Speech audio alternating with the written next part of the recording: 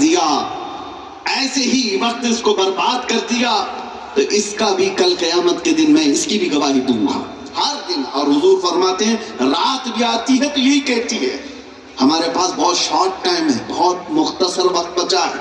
خاص طور پر طلبہ کے لیے بھی میں کہتا ہوں, کچھ تو وہ بچے ہیں جو 6 سال حفظ قرآن میں بیٹھے رہے, پھر شادی کی عمر آ گئی, سب چھوڑ دیا. وقت کو محسوس کرو. میرے آقا صلی اللہ علیہ وسلم فرماتے ہیں 2 نعمتیں ایسی ہیں جس میں اکثر لوگ خسارہ اٹھاتے ہیں. 2 نعمتیں ایسی ہیں. وہ کون سی 2 نعمتیں؟ حضور فرماتے ہیں ایک وقت کی نعمت اور دوسرے صحت کی نعمت. جس کو اللہ نے صحت عطا کی ہے یہ بہت بڑی نعمت ہے, نہیں سمجھتا نوجوان. اور وقت جس کو ملا ہے آج. اور دوسری حدیث میں اللہ کے حبیب صلی اللہ علیہ وسلم ارشاد فرماتے ہیں اغتنم خمسا قبل خمس. 5 چیزوں کو 5 چیزوں سے پہلے غنیمت جانو. وہ کون سی 5 چیزیں ہیں؟ مختصر سنو.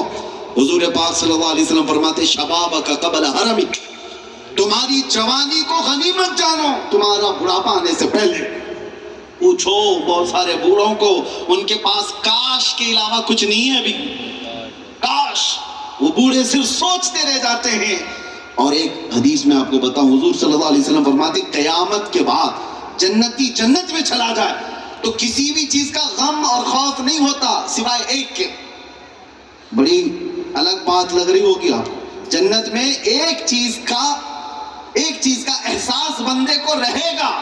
حدیث میں وہ کون سا؟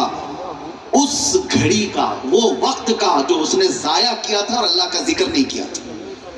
جنت میں بھی اس کا اسے افسوس رہے گا جو وقت ضائع کیا ہے.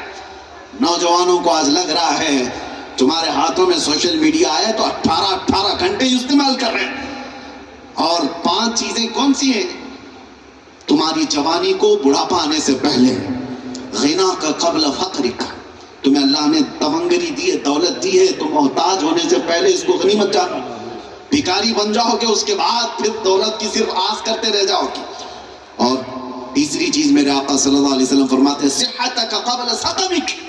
تمہارے بیمار ہونے سے پہلے اپنی صحت کو غنیمت جانو. میلاد مصطفیٰ کی مناسبت سے میں اکثر کچھ نوجوانوں کو لے کر کینسر ہاسپٹل جایا کرتا. ہر سال کا ہمارا معمول تھا, اس لیے جاتے ہیں کہ ایسے مریضوں کو دیکھنے کو ملتا ہے, اس کے بعد پھر اپنی صحت کا احساس ہوتا.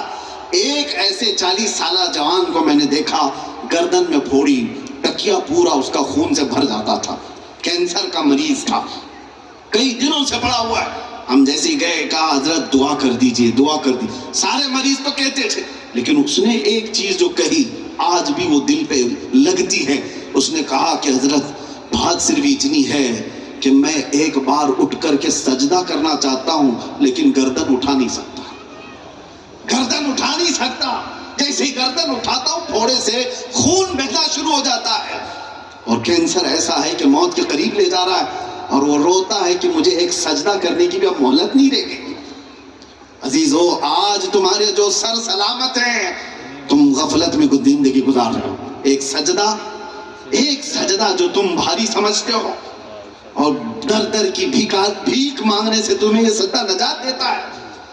آپ اس چیز کو غنیمت جانو, وقت کو ضائع نہ کرو. نوجوانوں, موبائل تمہارے ہاتھ میں آیا ہے تو کیا, کس چیز کے لیے؟ PUBG کے لیے؟